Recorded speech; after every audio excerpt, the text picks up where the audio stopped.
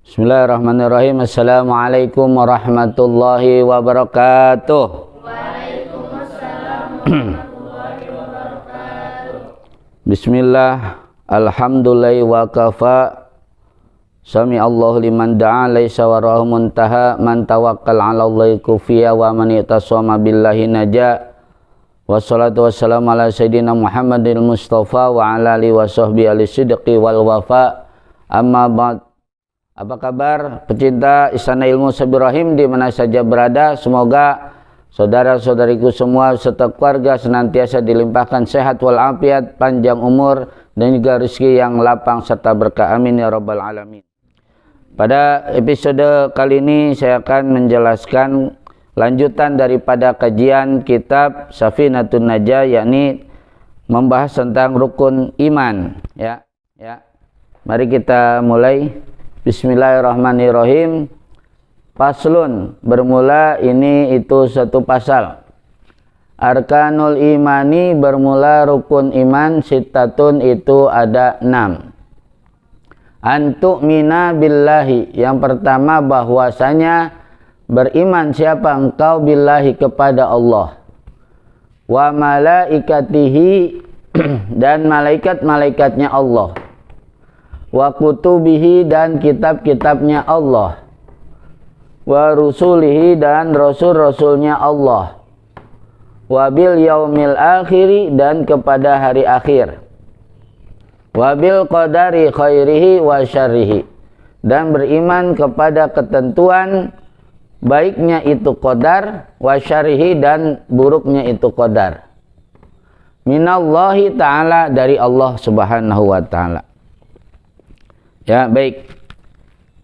Di sini kita akan mempelajari tentang rukun iman, ya. Jadi kalau ibaratnya rukun Islam itu adalah pelaksanaan daripada iman, dan iman itu ibaratnya dasar, pondasi, ya. Jadi pondasinya harus kokoh, harus kuat, ya. Nah, itu dimana sebesar apapun, setinggi apapun suatu bangunan, kalau pondasinya keropos, ya, rapuh, maka akan roboh juga itu bangunan, ya. Oleh karena itulah maka iman ini harus kita perkokoh dengan ilmu tauhid, ya. Nah, di sini kita belajar tentang rukun iman. Nah, iman itu secara bahasa adalah percaya, ya. Jadi kita percaya kepada teman, ya, itu iman secara bahasa, ya. Suami percaya kepada istri, istri percaya kepada suami, ya, setia, tidak selingkuh, dan juga akan senantiasa seiring, sejalan, sehidup semati, ibaratnya begitu, ya. Nah, itu berarti apa? Iman juga secara bahasa, ya. Nah, itu kita percaya bahwa pilot yang mana kita naik pesawat di situ pasti ahli, mahir lah, ya, di dalam menjalankan pesawatnya. Nah, jadi percayaan kita kepada pilot itu, ya, itu juga apa? Termasuk iman, tapi secara bahasa. Sedangkan iman secara istilah adalah tasdiqun bil qalbi, ya. Jadi membenarkan dengan hati, ya. Wa qaulun bil lisan, diucapkan dengan lisan, wa amalun bil arkan, lalu dipraktekkan, dibuktikan dengan amaliyah, ibadah, anggota lahiriah kita. Jadi tasdikun bil qalbi, jadi iman kita ini harus tasdik. Tasdik itu membenarkan, ya. Jadi iman itu berarti harus apa? Harus benar-benar tertancap di dalam hati dengan kuat, ya. Dimana ini tidak akan terjadi kalau tanpa didasari dengan ilmu pengetahuan. Maka kita harus belajar ilmu tauhid. Sehingga di dalam surat Muhammad Allah menjelaskan, ya, mengenai tauhid itu, yaitu dengan firman-Nya fa'lam annahu la ilaha illallah, ya. Ketahuilah bahwasanya tiada Tuhan yang hak untuk disembah kecuali hanya Allah. Nah, jadi lafaz fa'lam di situ kan, ketahuilah itu berarti mengandung apa? Kita harus belajar, harus apa? Iman itu didasar dengan ilmu pengetahuan, ya. Nah, itu. Jadi dengan kita mendasari iman dengan ilmu pengetahuan, insya Allah iman kita kuat, tidak akan tergoyahkan walau kondisi apapun, ya, bahkan digoda dengan harta, jabatan dan apapun, kita tetap memegang teguh daripada iman kita itu. Itu namanya apa? Iman yang tasdik, ya, sudah mengokoh, ya, mengakar kuat di dalam tubuh kita, jiwa kita, ya. Nah, terus qaulun bilisan, diucapkan dengan lisan, yaitu dalam bentuk syahadatain, ya. Nah, itu kita mengucapkan 2 kalimat syahadat, ya. Nah, itu wa amalun bil arkan, lalu dibuktikan dengan amal perbuatan kita, ya. Yakni apa? Berupa menjalankan yaitu rukun Islam, yakni apa? Salat, ya, zakat, puasa, haji, ya, dan juga kita menuntut ilmu, kita bersedekah, kita silaturahmi, kita menjalin hubungan yang harmonis dengan sama manusia, menyayangi binatang, menyayangi lingkungan dan sebagainya. Ya, nah itu berarti apa? Pengamalan daripada iman kita, ya, kepada semuanya itu, ya, yang 6 perkara itu. Nah, ya, yang pertama adalah apa? Kita beriman, percaya kepada Allah, ya. Nah, jadi kita ini harus apa namanya, ya, bisa tahu bagaimana cara kita mengimani Allah, ya. Jadi kita percaya bahwa Allah lah yang menghidupkan, mematikan kita, yang menciptakan kita, yang memberikan kita rezeki, yang mengayomi, yang menjaga, merawat, pokoknya apa saja yang dibutuhkan oleh hambanya, Allah akan mengetahui dan pasti memberikan yang terbaik buat hamba-hambanya itu, ya. Dan Allah disucikan dari segala kekurangan, ya. Allah apa namanya selalu diliputi dengan berbagai macam kesempurnaan, ya, tidak ada cacat, tidak ada celah bagi Allah Subhanahu wa taala, ya. Nah, itu, dan juga apa? Allah Subhanahu wa taala itu, ya, senantiasa memberikan apa saja yang dibutuhkan oleh hamba-hambanya. Jadi tidak ada perbuatannya yang sia-sia. Jadi selalu aja bermanfaat kepada manusia. Rabbana ma khalaqta hadza batila, ya. Apa saja yang Allah ciptakan itu pasti tidak ada yang batil, tidak ada yang sia-sia. Nah, itulah, ya. Dan bahwasanya Allah punya sifat-sifat apa? 20 yang wajib, mustahil juga 20, ya, 1 sifat jaiz. Nah, ini juga harus kita pelajari tentang apa namanya yang berkaitan dengan sifat-sifat Allah, juga asmaul husna dan sebagainya. Maka itu dibutuhkan kita apa, ya, yaitu menyempatkan diri, ya, untuk belajar, ya, tentang ilmu tauhid, ya, agar kita lebih ma'rifat lagi mengenal Allah Subhanahu wa taala, ya. Nah, itu wa malaikati, dan malaikat-malaikatnya Allah, ya.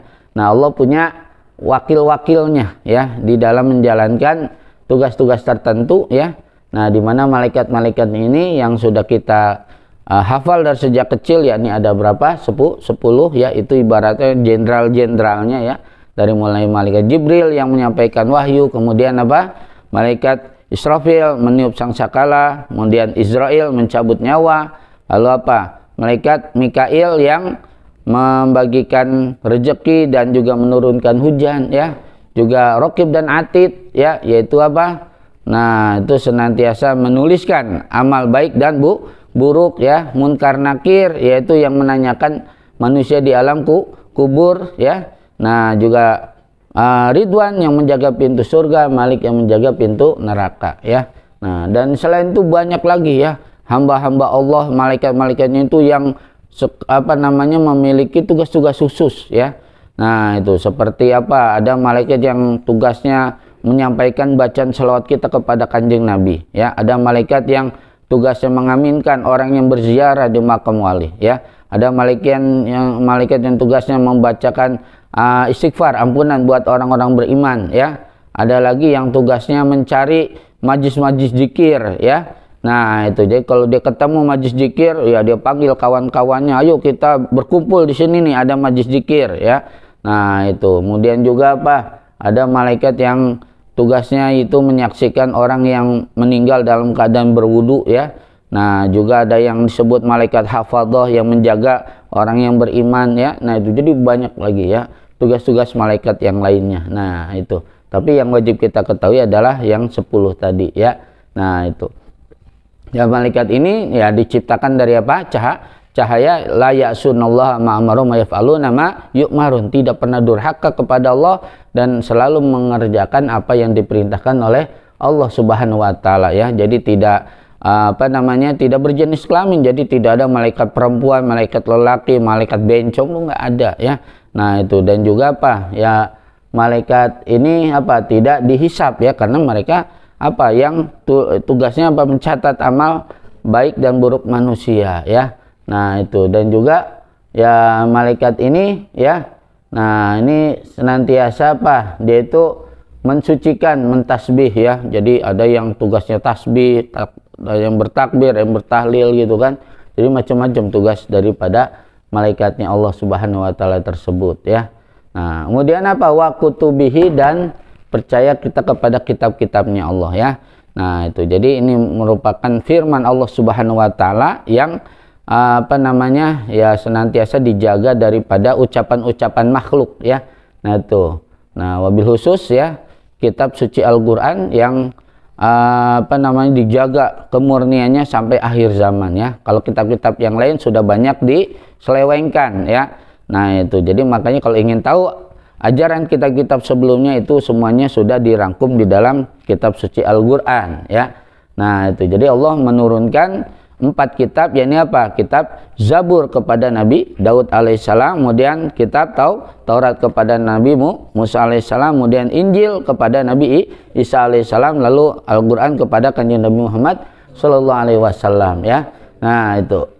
Kemudian juga sebelumnya Allah menurunkan suhuf ya, yakni lembaran-lembaran wahyu ya, lembaran-lembaran wahyu. Nah itu disebutkan di dalam kitab Qatrul Ghais ya, yakni 10 suhuf kepada Nabi Adam alaihissalam ya, kemudian 50 suhuf kepada putra bungsunya yakni Nabi Syis alaihissalam ya, itu diberikan 50 suhuf ya, 60 kan. Kemudian 30-nya kepada Nabi Idris alaihissalam ya, jadi 90 ya, dan 10-nya lagi kepada Nabi Ibrahim alaihissalam. Jadi 100 suhuf ya, 100 lembaran wahyu dan 4 kitab ya. Nah itu, jadi semuanya itu berasal dari Allah Subhanahu wa taala ya. Nah itu yang kita yakini bahwa semuanya itu adalah yang bersumber dari Allah, pasti hak ya. Nah dan Allah menurunkan Al-Qur'an ini sebagai muhaiminan, sebagai ya untuk peneguh lah gitu ya. Nah itu, jadi untuk istilahnya mengecek apakah ajaran-ajaran kitab sebelumnya itu menyimpang atau tidak ya. Nah itu, jadi semuanya sudah dimasukkan ya, dirangkum di dalam Al-Qur'an ya. Nah itu makanya kita ya dengan ada kitab-kitab ini artinya harus dipedomani ya, dibaca, dikaji ya. Nah terus diamalkan isinya ya. Nah itu, jadi bukan hanya sekedar iman saja gitu ya. Nah itu, jadi kita harus lebih sering lagi membaca Al-Qur'an, karena Al-Qur'an itu sendiri adalah artinya bacaan ya. Kemudian warusulihi, dan beriman kepada rasul-rasulnya Allah ya. Nah itu, jadi bahwasanya Allah mengangkat manusia-manusia pilihan ya, jadi nggak akan diangkat dari orang yang pembohong ya.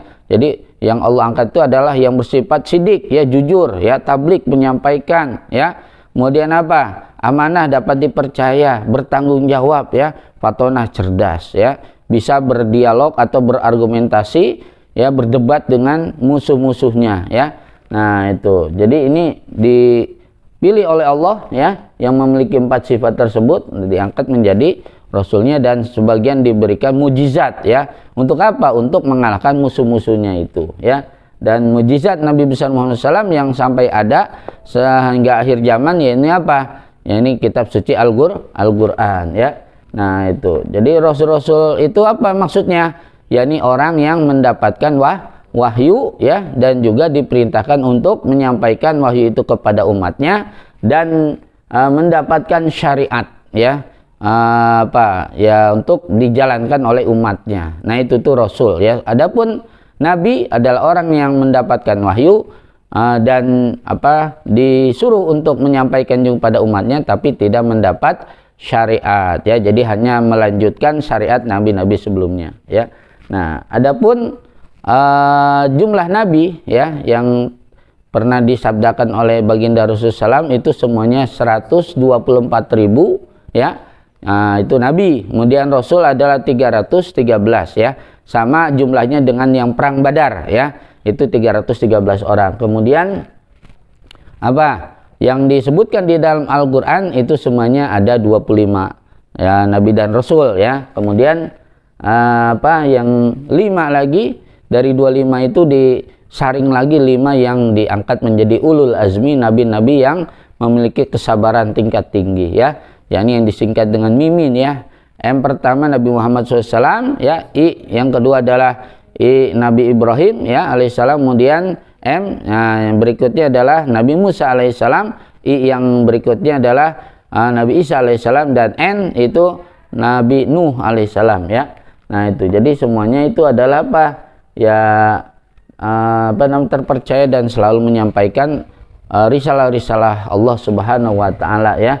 Dan semua yang disampaikan oleh Rasul itu ya bukan berasal dari lidahnya atau lisannya sendiri, tapi merupakan wahyu dari Allah Subhanahu wa taala. Nah, jadi kita harus membenarkannya ya. Nah, itu dan mengikuti semua ajarannya, mengikuti sunnahnya, menghidupkan sunnah-sunnahnya juga. Nah, itu ya khususnya yaitu apa? Kita sebagai umat Nabi ya begitu ya. Hidupkan sunnah Nabi, ikuti ya. Dan juga pelajari juga sirahnya ya. Sejarah hidup beliau ya, supaya kita lebih cinta lagi kepada kanjeng Nabi Muhammad Shallallahu Alaihi Wasallam. Wabil yaumil akhiri, dan juga percaya atau iman kepada hari akhir ya. Jadi kita tahu bahwa tidak ada di dunia ini yang awet ya. Jadi pasti aja rusak ya. Begitu ya. Jadi dunia juga ya dari ribuan atau miliaran tahun sebelumnya gitu kan. Nah, sebelum kita lahir apa gitu kan, Allah sudah ciptakan gitu ya. Nah, pasti ada akhirnya juga ya. Nah itu ya, ini apa? Itu disebut dengan hari kiamat ya. Nah itu jadi apa nih tugasnya malaikat Israfil meniup sangkakala kan. Tiupan pertama tiupan kehancurannya, semuanya hancur ya. Nah kecuali ada yang tidak dihancurkan ya, seperti surga, neraka, aras ya, kursi ya, sehingga sana Allah, kemudian malaikat hamalatul arsy yang pemanggul aras ya. Nah kemudian juga apa, kolam, lauhul mahfudz ya. Nah itu, dan juga tulang ekor manusia itu tidak dikecualikan, tidak hancur itu ya. Nah itu, nah ketika semua orang sudah diwafatkan, nah nanti yang terakhir wafat itu adalah malaikat Israel ya, terakhir gitu kan. Sekarang giliran kamu Israel, cabut nyawa kamu sendiri kan, kata Allah. Nah ini beliau cabut nyawanya kan, wah begitu sakit sekali sampai ngejerit ya sekencang-kencangnya, sampai dia berkata, kalau aku tahu bagaimana sakitnya dicabut nyawa, saya nggak tega mencabut nyawa manusia gitu kan. Nah itu ya, jadi semuanya nanti hancur, semuanya meninggal kecuali yang 8 tadi ya. Nah itu, dan disebutnya hari akhir itu karena apa? Karena memang tidak lagi ada hari ya, karena hari itu dihitung dari adanya rotasi perputaran bumi ya, sehari semalam ya. Kemudian di situ ada perjalanan bulan, juga perjalanan matahari ya. Nah sedangkan semuanya hancur pada hari kiamat ya, jadi nggak ada hari lagi, makanya disebutnya hari akhir. Itulah nama lain daripada kiamat ya. Jadi kita harus percaya ya bahwa kita ini akan diminta pertanggungjawaban ya, bukan hanya hidup di dunia aja, terus akan langgeng abadi memasuki hari akhirat ya. Nah itu, jadi ini juga merupakan pengharapan bagi orang yang di dunianya dizolim, tidak bisa membalas, nanti akan bisa membalas ya, nanti di hari kiamat, di yaumul akhir nanti ya. Nah itu, orang yang tidak memperoleh keadilan, ntar dia akan memperoleh keadilan di Allah, mahkamah ilahi ya, yaitu di padang mahsyar ya. Nah itu, kemudian wabil qadari khairihi wasyarih, dan yang terakhir kita percaya kepada ketentuan atau keputusan Allah ya, khairi, baiknya itu qadar dan buruknya itu qadar ya. Jadi semua yang baik dan buruk itu semuanya dari Allah ya. Nah itu, jadi itu adalah ya iman dari ahlus sunnah wal jamaah ya gitu. Jadi kalau ada paham Mu'tazilah Allah mah yang baik-baik aja, yang buruk bukan dari Allah, itu salah ya. Nah itu, jadi semuanya yang baik dan buruk adalah dari Allah. Cuman di sini kita harus bisa memilih takdir yang terbaik ya. Jadi kita ini apa ya, sehat dari Allah, sakit juga dari Allah. Tapi mau sehat apa sakit? Mau sehat. Makanya apa? Ya atur pola makan, olahraga, ya manajemen pikiran, ya supaya jangan negatif, ya selalu positif gitu kan. Nah itu. Kemudian apa? Ya kita ya lulus atau gagal, ya itu juga apa?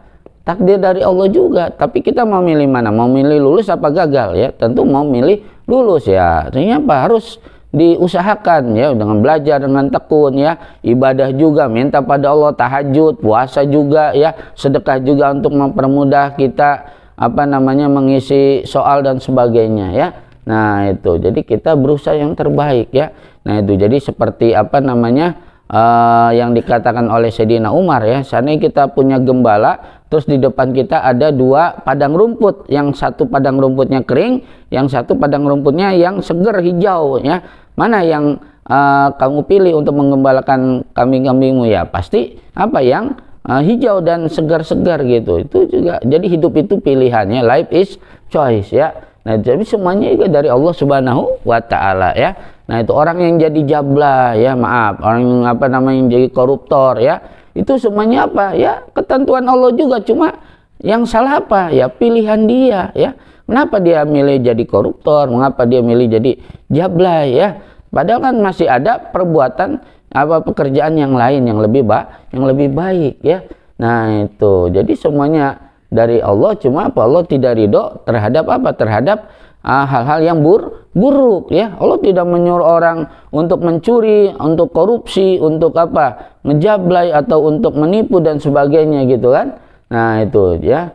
Nah gimana kalau orang dapat rezeki dari situ, ya? Ya semuanya juga dari Allah, cuma apa? Cuma yaitu tadi, ya pilihan dia aja yang salah, ya. Jadi kita apa namanya, ya sebaiknya memilih apa sumber-sumber rezeki yang halal, ya, yang diridhoi oleh Allah, yang nanti penuh dengan keberkahan. Nah itu, ya, jadi semuanya juga apa, ya tergantung kita, ya. Nah seperti halnya juga apa, Sayyidina Ali, ya sedang apa yang ngiuh, ya itu apa, ngadem lah, ya, di sebuah rumah tua gitu kan. Lalu dibilang sama orang itu, "Hai Sayyidina Ali, awas di belakangmu rumah itu udah rapuh, akan roboh," gitu. Akhirnya Sayyidina Ali langsung apa? Menghindar. Lalu dibilang, "Kenapa engkau menghindar dari takdir Allah?"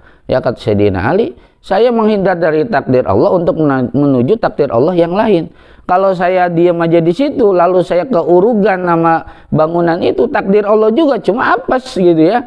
Nah makanya saya beralih kepada takdir Allah yang lain. Saya menghindar supaya saya selamat. Ini takdir Allah juga gitu, ya. Jadi kita harus apa namanya, ya menjadi apa, menjadi orang yang pandai memilih. Kita mau husnul khotimah apa su'ul khotimah? Kalau kita mau mati yang baik, ya itu harus dekati para ulama, ya, harus membiasakan pekerjaan-pekerjaan yang baik, ya. Kemudian juga harus menuntut ilmu, ya, supaya kita tertuntun terarah hidup kita, ya. Nah itu, jadi semuanya apa, ya, pilihan, ya, dan baik dan buruk semuanya dari Allah Subhanahu wa Ta'ala. Jadi kita jangan apa, jangan menyalahkan Allah, ya. Kebanyakan kalau kita mendapat keburukan ya karena kesalahan diri kita sendiri, ya, sakit karena kesalahan kita, ya, karena apa, yaitu tadi, ya makan minumnya sembarangan gitu kan. Nah itu, kemudian apa, ya kecelakaan juga umpamanya karena mungkin kitanya ngantuk, ya, atau remnya belum, tidak diperiksa dulu sebelumnya dan sebagainya gitu, ya. Jadi kebanyakan apa, keburukan itu terjadi karena kesalahan manusia itu sendiri. Jadi Allah sama sekali tidak ada maksud, ya, untuk berbuat zalim kepada hamba-hambanya, ya. Wa mallahu yuridu zulmal lil ibad, ya. Nah itu, jadi kita harus apa, harus apa namanya, berusaha yang terbaik, dan semuanya apa, ya kita serahkan nanti hasilnya kepada Allah Subhanahu wa Ta'ala, ya. Dan kita ingat apa, af'alullah kulluha hasanatun. Jadi semua perbuatan Allah itu segalanya baik, tidak ada yang buruk, ya. Jadi semuanya ada hal-hal yang senantiasa bermanfaat buat kita, ya. Nah itu, jadi makanya kita harus apa, harus percaya kepada qada qadar ini dan juga mengimani dengan benar, ya. Dan juga kita apa namanya, ya, istilahnya nanti akan merasakan buahnya, ya, ini tidak akan kena stres, tidak kena depresi, apa, kenapa? Ya kita yakin semua yang apa yang Allah tetapkan pada kita semuanya pasti baik bagi kita, ya. Orang yang di PHK juga gitu kan, Nah itu mungkin awalnya dia bilang kok nih hal yang buruk bagi saya, tapi ternyata dengan di PHK lalu Allah kasih dia jalan untuk berusaha ya, kemudian berwirausaha mandiri gitu kan. Nah ini dia dikasih kesuksesan oleh Allah, yang dia jadi manajer, jadi bos, dan punya banyak karyawan. Sehingga apa? Dia akhirnya bilang, untung saya dulu di PHK ya oleh majikan. Kalau saya nggak di PHK, saya seumur-umur jadi karyawan. Nah begitu ya. Nah orang yang umpamanya dia ketinggalan pesawat gitu, wah ini karena macet, wah brengsek gitu kan, ini kenapa nih macet gitu kan, sehingga ya tiba di bandara lalu dia telat dan ketinggalan oleh pesawatnya gitu yang sudah di booking ya. Nah ini tiketnya sia-sia, dia marah dan wah kesel sekali gitu kan. Tapi ternyata beberapa jam kemudian dia bersyukur. Kenapa? Karena disitulah Allah menyelamatkan dia. Kenapa? Pesawat yang ditumpangi ya umpamanya ada yang kejadian yaitu ya kecelakaan ya, masuk ke laut, naudzubillah min dzalik ya. Nah itu ini aduh untung aja saya kagak masuk ya, kagak jadi naik gitu kan. Kalau naik mungkin saya bisa jadi yaitu tadi ya korban gitu kan. Nah ini begitu, jadi semua yang tampaknya awalnya buruk ya itu ternyata di belakangnya ada hikmah yang luar biasa ya. Jadi kita harus itu tadi ya husnudzon aja sama Allah lah ya, nggak ada yang buruk dah yang Allah tetapkan pada kita, semuanya baik ya. Itu yang perlu kita tanamkan, dan nanti akan ada kajian khusus tentang iman kepada qada dan qadar ya. Mudah-mudahan ada manfaatnya. Hadanallahu ajmain wallahu muwaffiq ila aqwamit thoriq. Wassalamualaikum warahmatullahi wabarakatuh.